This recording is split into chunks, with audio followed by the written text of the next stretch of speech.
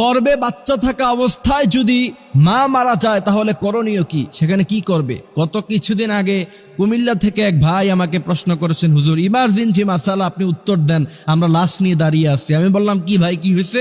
তিনি বলছেন, আমরা হসপিটালে নিয়ে গিয়েছিলাম এক অন্তঃসত্ত্বা মাকে, সেখানে নেওয়ার পরে একটু পরেই ডেলিভারি হওয়ার কথা, ডাক্তার ভুলে কি ইঞ্জেকশন দিয়েছে, তার কারণে 1 মিনিটের মাথায় অন্তঃসত্ত্বা মা সে মুহূর্তের মধ্যেই দুনিয়া থেকে চলে গিয়েছে, বিদায় হয়ে গিয়েছে।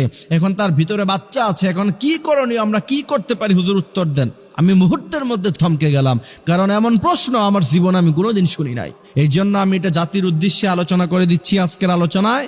অবশ্যই আমাদের আলোচনা যারা শুনছেন, আদ-দাল্লু আলাল খায়রি কাফাইলিহি, এই হাদিসের ইস্তেদলালে আপনারা এটাকে শেয়ার করে দিবেন বেশি বেশি, যাতে করে গোটা জাতি জানতে পারে। কারণ একটি মাসালা, আপনি আমল করেন অথবা না করেন, আপনি শিখলেন, বিশ্বনবী বলছেন নফল নামাজ পড়লে যে পরিমাণ সওয়াব, সেই পরিমাণ সওয়াব আল্লাহ পাক তোমার আমল নামায় দিয়ে দিবে।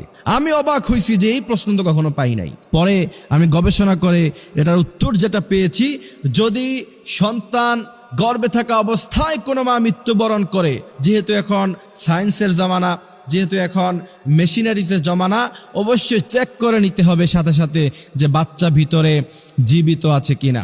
সাধারণত বাচ্চা, মা মারা গেলে বাচ্চা সাধারণত সাথে সাথে মরে যাবে। তারপরেও যদি কোনো কারণ আল্লাহ পাক তার হায়াত রাখে, সে যদি বেঁচে থাকে, অবশ্যই অপারেশনের মাধ্যমে বাচ্চাকে বের করে আনতে হবে, অবশ্যই এটা করতে হবে। আর যদি না হয় তাহলে কি করবেন? আমাকে প্রশ্ন করা হচ্ছে, হুজুর বাচ্চা যদি ভিতরে মারা যায় তাহলে কি তাকে আলাদা বের করে আলাদা জানাজা দিব, নাকি একসাথে দিয়ে ফেলবো? এখানে হচ্ছে মূলত মাসালা।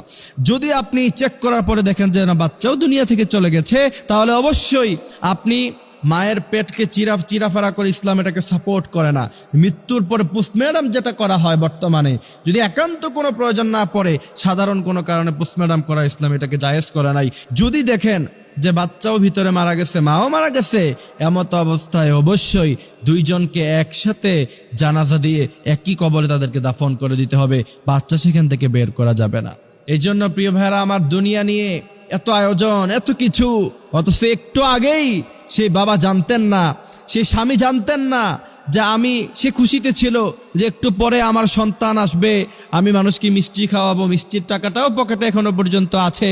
কিন্তু 1 মিনিটের ব্যবধানে আল্লাহ কি করে দিলেন, তার সন্তানও নাই, তার প্রিয়তমা স্ত্রী, যার সাথে এত কাল এত সময় সে কাটিয়েছে, কত আলাপ, কত খুনছুটি, যা আমার মেয়ে হলে এই নাম রাখবো, ছেলে হলে এই নাম রাখবো, কত আলাপ আলোচনা, কত কিছু, কত গল্প, কিন্তু কোথায় গেল? 1 মিনিটের মাথায় তার বাচ্চাও নাই, তার প্রিয়তম স্ত্রীও নাই। এই জন্য প্রিয় ভাইয়েরা আমার, দুনিয়ার জীবনটা হচ্ছে ক্ষণস্থায়ী। এই ক্ষণস্থায়ী জীবন আমরা আল্লাহ